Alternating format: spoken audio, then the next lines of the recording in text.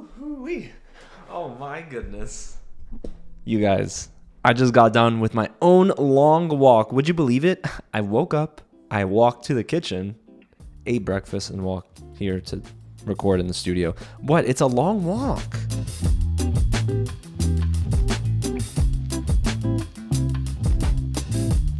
What's going on, you guys? James here with another real review, and today we're getting into all of my spoiler-free thoughts on The Long Walk, which is based off of Stephen King's first novel, if I'm not mistaken. And please ignore me being nasally. I was going to make a joke and say it's because I was walking, but no, it's because I'm getting over a cold, so forgive me. But guys, this movie is brutal. Oh my goodness. Like, listen, if you're even thinking about sneaking in a meal to eat this at a movie theater, please do not, because you might feel it start to come up a little bit. You know what I mean? A huge thank you to Lionsgate for giving me not one, but two opportunities to watch this in theaters for this review, and it hits theaters nationwide September 12th and is directed by Francis Lawrence, who directed Hunger Games: Catching Fire and both Mockingjay films. So director Francis Lawrence definitely has a niche that he's working within, because this is like Hunger Games, but rated R, honestly. Now, the movie is starring an ensemble cast with some familiar names and some that I haven't seen before, like Cooper Hoffman, son of the late great Philip Seymour Hoffman. He plays Raymond Garraty. We have David Jonsson, whom I loved in RAYLA, Alien Romulus, and now in The Long Walk. He plays Peter McVries. You have Ben Wang, who is in Karate Kid Legends. He plays Hank Olson, and Mark Hamill, who plays the Major, among many other characters and some actors we're going to talk about in today's review. Now, if you don't know much about the movie, well, we're not going to talk about spoilers, but the film is about a group of teenage boys who compete in an annual contest known as The Long Walk, where they must maintain a certain walking speed of 3 miles per hour or get shot after 3 warnings. Yeah, if you fall below 3 miles per hour, you get a warning. You get 3 warnings, you get a ticket. Unfortunately, it's not a ticket you can pay for with money, you pay for it with your life. Oof. Boy, I'm not even trying to joke about that. This movie truly is set in a dystopian version of the United States of America, where they just got out of a big war, is what they refer to, and it's most likely a world war. And yeah, it's military run. The Major's the one running this state, and who knows how many others, but it's not great. People are like in a Depression era version of the United States, and they're scrapping for change, and it's just bad. If you win, though, you win this long walk, you get one wish from the Major that gets granted to you, and they said a lot of money. My theory is it's not a lot of money to us or to justify this game, but that's what the long walk is all about. So I will get started with my positives and negatives as we always do, but before we get started, if it is your first time here at the channel, hit the big red button below and subscribe. Like this video, comment down below, and hey, your support made something really cool possible for The Long Walk. At my screening in my local market of Miami and Fort Lauderdale, I was able to host a post-screening discussion that included audience members, press members as well, and we spoke about the film's themes, the ending, of course, which had some cool back and forth, and I was able to host. That's the first time I've been able to host anything at a screening, and I can't wait to do more of this. So to everyone involved in making it possible, thank you so much, and it was such a blessing. So with that said, I'm ready to get into my positives, because I want to start off on a high note. And I say that because I left on a high note. Even though the movie's really sad, it is definitely a film that I thought was very good, and it definitely blew away my expectations. The brutality of this movie I know is not going to be for everybody, but somehow the film worked for me, and that's due in large part to director Francis Lawrence. He has this knack, clearly, for the survival of the fittest type of stories. He knows how to tell them. He directed the best Hunger Games film, Catching Fire, and even though Red Sparrow, which he also directed, I didn't like at all, this movie's good. And the reason it is so good is because he focuses on the humanity of the characters involved, less on the game itself, but more on who these characters are becoming during their long walk. And that's really cool. Listen, I was not expecting this film to have layers. I thought it really was going to be centered more around the game itself. So, you got to look forward to the twist. But no. If anything, I could have cared less about the twist. I wanted to know more about the characters, their backstories, more about David Jonsson's character, for example, who has a mysterious scar on his face. You start to see these characters grow. but they also, some of them, grow together. There's like a brotherhood aspect to this film and a sense of community that they build along this long walk. But remember, only one can win. So it is heartbreaking at times, brutal, yes, but very well directed and much more solid than I expected. But it's not just the directing. I would say what happens to me, or what happened to me, is that when these layers were getting peeled back, I started to think, okay, maybe do I want to change the person I'm rooting for throughout the film? It sort of sets up in the first half, Raymond Garraty as the main character, but then you start to learn a little bit more about each character. And then I thought, oh, maybe I like Ray, but I really love Peter. And then you start to kind of cherry pick and go around and think, oh my gosh, I don't want anyone to die now. And that's, I think, the most brutal part of the movie. And that's what's conveyed so well through the characterization of each person participating in this long walk. And while the character development is really good in this movie, it wouldn't have succeeded if it wasn't for this ensemble cast, which is arguably the best ensemble cast of the year. And I'm saying all the way from the bottom of the quote-unquote totem pole of supporting characters to the top with our leads, everybody has a very good impact on this film, and they have time to shine. Even the reporter fella, I forgot his name, but man. It basically, for me, the ensemble cast, in terms of its greatness, starts with David Jonsson, who is one of my favorite actors working in Hollywood. He plays Peter, and Peter is this character who is clearly the leader of the pack, but not in a very bad way or egotistical way. He cares for one another, and in my opinion, David Jonsson might have delivered the performance of the year in this film. I can't tell you there's another performance so far this year that I thought, man, he's gripping me every time he speaks, every time he gets moments to shine, and his dialogue. There's a scene where you can tell, like, if he goes up for awards with this film, yes, this is the scene they need to pull, because he gives a talk about life and how beautiful it is and about the game itself. And I can't give away too much, of course, but beautiful, beautiful work by David Jonsson, who, in my opinion, continues to get better in every film I see him in. He was awesome in RAYLA, very good in Alien Romulus, and excellent in The Long Walk. So I really hope Hollywood's taking notice of him, because he's one of these actors who, in my opinion, can adapt to any environment he's in, and he did a great job in this movie. So we go from one captivating performance to another with Cooper Hoffman, again, the son of late great Philip Seymour Hoffman, and he did a great job at conveying two characters in one. On one hand, you have someone who is, I would say very vulnerable on the inside. You know what I mean? But on the exterior, he's tough. He's trying to put on a mask because he doesn't want others, I guess, to see that he might be weak, but not weak in a bad way, weak to them, So he's struggling with this vengeance that he has in his heart. There's a little bit of hatred in his heart too for someone, but in the film, I'd never seen him in movies before. It felt like he worked effortlessly scene to scene. He was flowing in and out, and sometimes would turn around on a dime in terms of his acting and the emotion he would deliver. He would be one way in 2 seconds, and then in the other seconds, he would just completely turn. And I'm thinking, wow, he's doing a very good job as well at conveying the toll it takes, this game, on the characters in the film. So Cooper Hoffman, to me, delivered a very solid performance. I've, again, never seen him in any other film. I didn't watch Licorice Pizza, but man, he's very good, and I can't wait to see him in whatever he does next. But it's not just our leads here. I really enjoyed the performances from our supporting cast, which in my opinion is led by Mark Hamill as the Major. Mark Hamill is a legend in this house, okay? And he, at some points, I forgot he was even the Major because I'm not used to seeing him play villains like this. But man, the way he was delivering these lines, the intention is for the audience to hate the Major, and Mark Hamill does a very good job at that.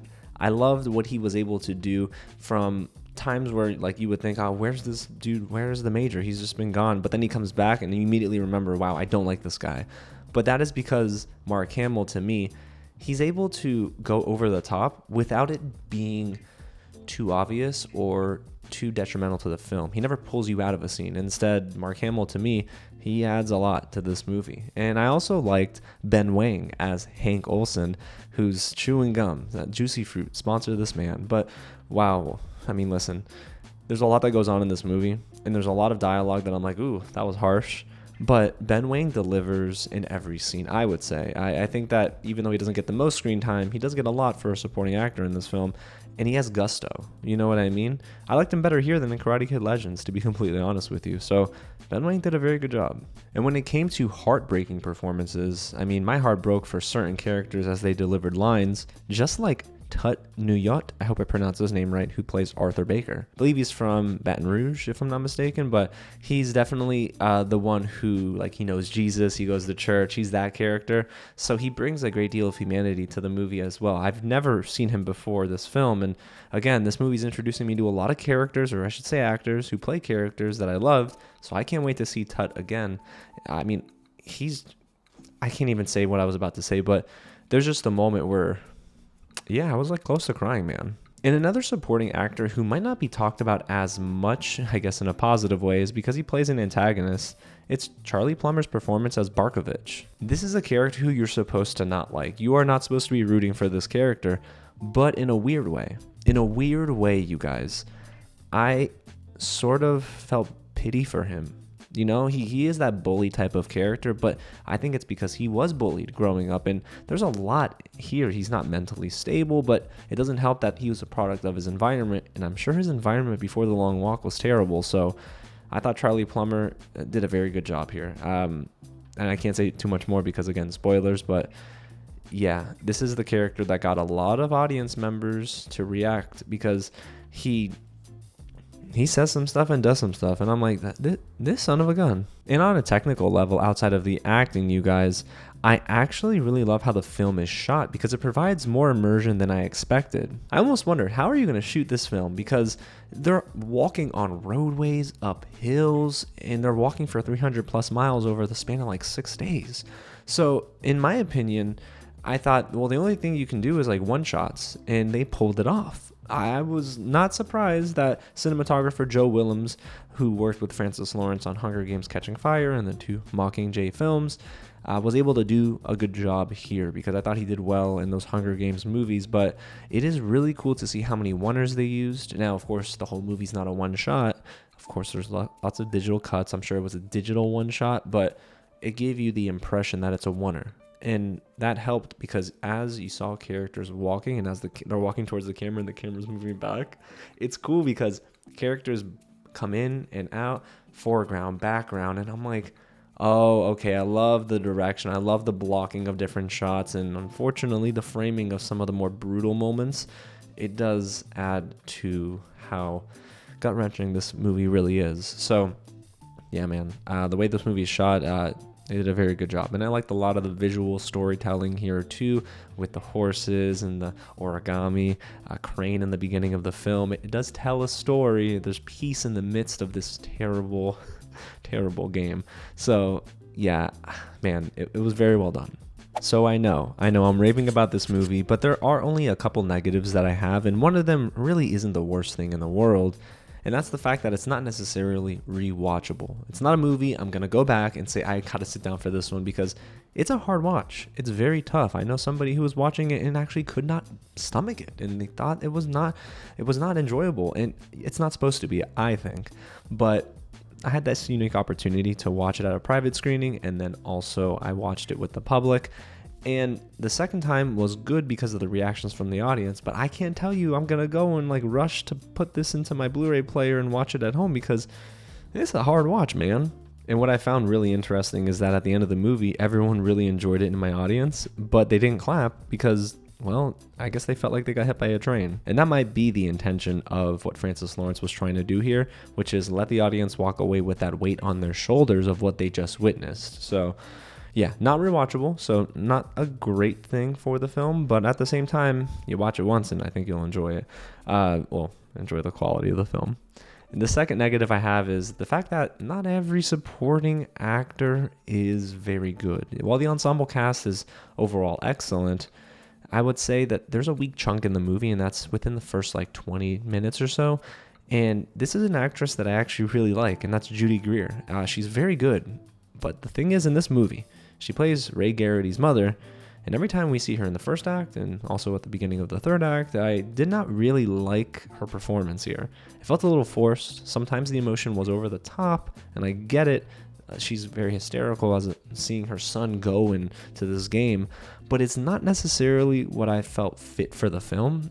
Maybe she was doing too much at some moments, and it could just be the editing in those scenes, especially in the beginning.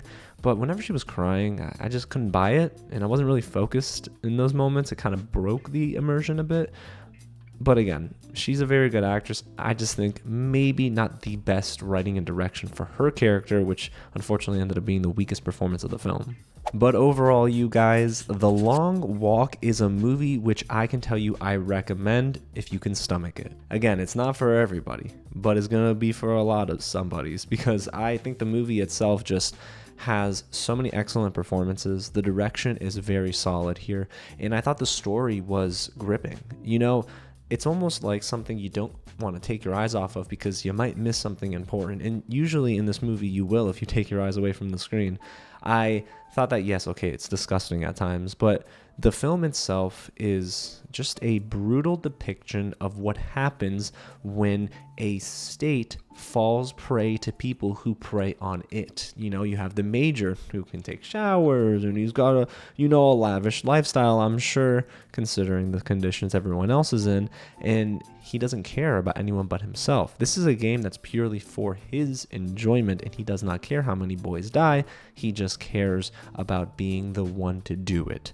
And that is so heartbreaking to see, but there's a bit of social commentary here. Listen, you know, people do the darnest things, and if you put them in power or let that happen, well, unfortunately, people will suffer as a result. So there are consequences to actions, and this movie does a very good job at planting you right in the driver's seat. You're walking with these characters, and The Long Walk for me is really a solid 4 steps out of 5. Get it? Because steps, you're walking, whatever. But it is a movie that I would say is one of the better films of the year that I've seen, and I even think it might even be in my top 10 by the end of the year. I just think that this film, yes, it's brutal, but it's gripping. It has great performances, and one of my favorite, if not my favorite performance of the year is in this film with David Jonsson, so I have to rate it highly. The movie itself, I would say if you can stomach it, you can deal with the gore and a lot of the profanity, of course, watch it. I mean, if not, I get it. It's not for everybody. But this film really deserves a watch in a theater, in my opinion, because you really get immersed the most when it's dark and you just got this projector screen yourself and maybe popcorn. Yeah, don't get the chicken tenders. That might come up. So there you have it, you guys. That's my real review of The Long Walk. Again, if you enjoyed all of that, hit the big red button below. Subscribe to the channel. We're just about ending the summer movie season, and we're getting into fall. So a lot of awards contenders are starting to come around the corner. Will they live up to the hype or not? I'll tell you right here on the channel. So go ahead and get subscribed. Leave a comment below and let me know what you think of The Long Walk when you see it. And I appreciate you guys. Thanks so much for your support. Again, I can't wait to do more hosting and more things with the channel and bring that content for you guys as well. Alrighty, y'all. Well, again, thanks so much for watching. God bless y'all, and I'll catch you at the next screening. And I'm definitely... Alright, I'm going to go buy some Asics, because if someone calls on me to walk, let me tell y'all, I'm a walk in comfort.